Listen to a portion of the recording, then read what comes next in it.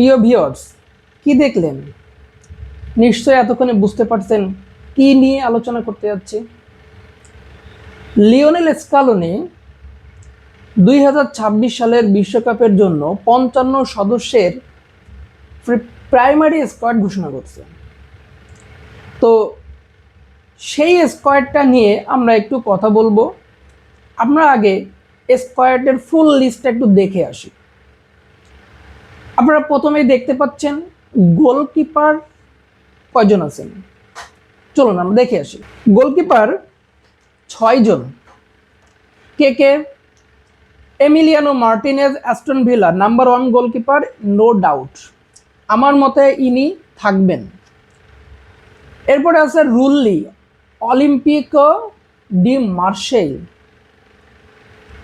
ইনিও থাকবেন যদি চোটে না পড়েন।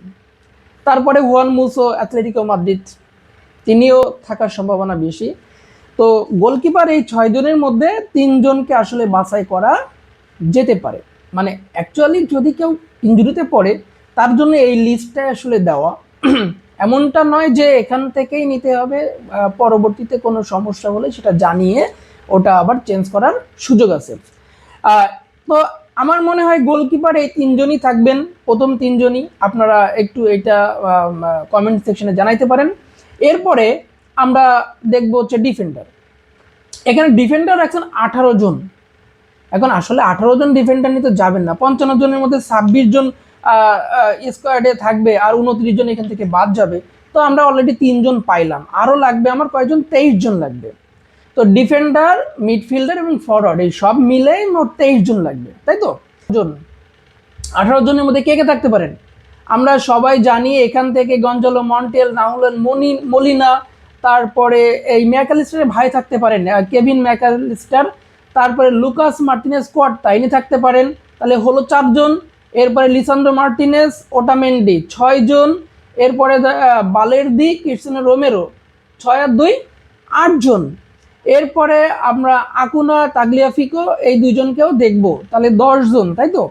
এখন 23 জনের মধ্যে এখান থেকে 10 জন আসলে রাখার তো সুযোগ নেই, এখান থেকে কেউ না কেউ বাদ যাবে। তো যেহেতু 23 জন, ফরওয়ার্ড লাইনে আমার 5 থেকে 6 জন লাগবে, আর মিডফিল্ডার লাগবে এরকম 6 থেকে 7 জন। তাহলে 23 জনের মধ্যে আমরা 10 জন তো ডিফেন্ডার রাখতে পারবো না। তাহলে এখানে আমরা সর্বোচ্চ ডিফেন্ডার রাখতে পারি 9 জনকে, তাহলে 12 জন, আর ওইদিকে থাকবে 14 জন, 14 থাকতে পারে। তো এই হলো।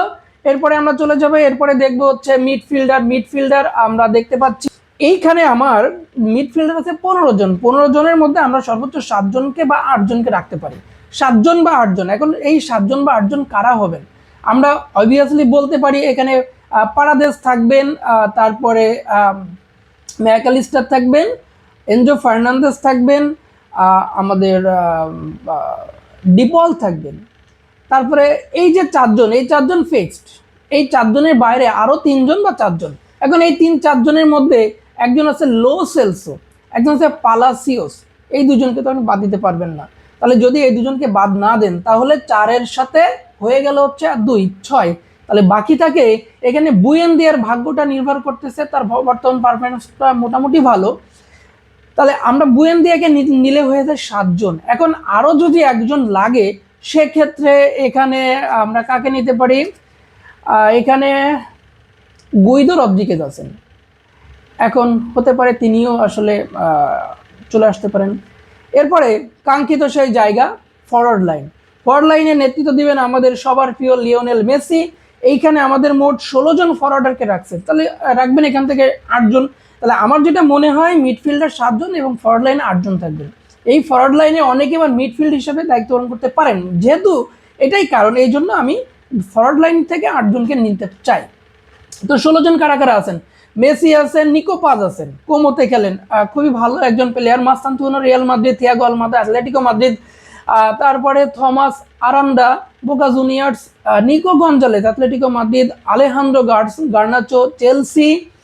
এরপরে আছে সিমিওনে, মানে Giuliano Simeone Atletico Madrid, Matias Soule রোমাতে খেলেন, ক্লাদিও এভেরচেরি জিরোনাতে খেলেন, জিওন লুচা পেস্তিয়ানি বেনিফিকাতে খেলেন, সান্তিয়াগো কাস্ট্রো বোলোনাতে খেলেন, লাউতারো মার্টিনেজ ইন্টার মিলান, তারপরে জোস ম্যানুয়েল লোপেস পালমিরেসে খেলেন, এরপরে হুলিয়ান আলভারেজ আর হচ্ছে কে মাতেও পালাগ্রিনো পারমাতে খেলেন।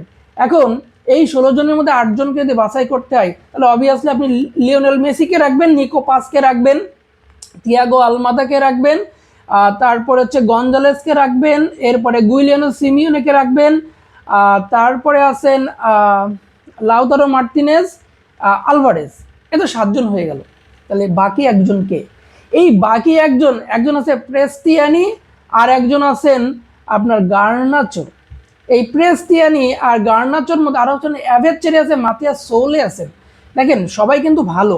এখন এই জায়গাটা থেকে আপনি বাদ দিবেন কাকে? অলরেডি কোচ কিন্তু একটা মানে কঠিন সিদ্ধান্ত নিয়েছেন, সেটা হলো দিবালাকে রাখেন নাই, তার বর্তমান ফর্মের কারণেই রাখেন নাই। তাহলে বাকি এই যে আমরা 7 জনকে সিলেক্ট করলাম, তাহলে একজন একটা স্পট থেকে আপনি দেখেন মাতিয়াস সোলে কি ফর্মে আছেন রোমাতে, এখন সেইখান থেকে এই সোলের কারণে কিন্তু দিবালা চান্স পায় নাই। তা আমার বাজি থাকবে সোলে খেলবে, কারণ পেস্তিয়ানি 2 ম্যাচ নিষিদ্ধ থাকবে, তো তাকে ওই রিস্ক নিয়ে আসলে আমার মনে হয় না নিবে, কিন্তু তাকে সাইড লাইনে রাখা হবে যে এই 55 সদস্যের মধ্যে বাকি ওখান থেকে আসলে নিতে পারে। তো আপনারা যেহেতু স্কোয়াডটা দেখলেন, কমেন্ট সেকশনে জানাইতে পারেন যে আসলে আমি যে নামগুলো বললাম এই নামগুলোর সঙ্গে আপনারা একমত কিনা। তো সবাই আসলে কমেন্ট করবেন এই স্কোয়াডটা আর্জেন্টিনার জন্য কেমন হবে, এটা কি আসলে একটু কঠিন হয়ে যাবে নাকি নাকি আসলেই মাস্টার মাইন্ড আমাদের তো লিওনেল স্কানি রয়েছেন, তার দ্বারাই সব কিছু সম্ভব হতে পারে। ভালো থাকবেন সবাই, আল্লাহ হাফেজ।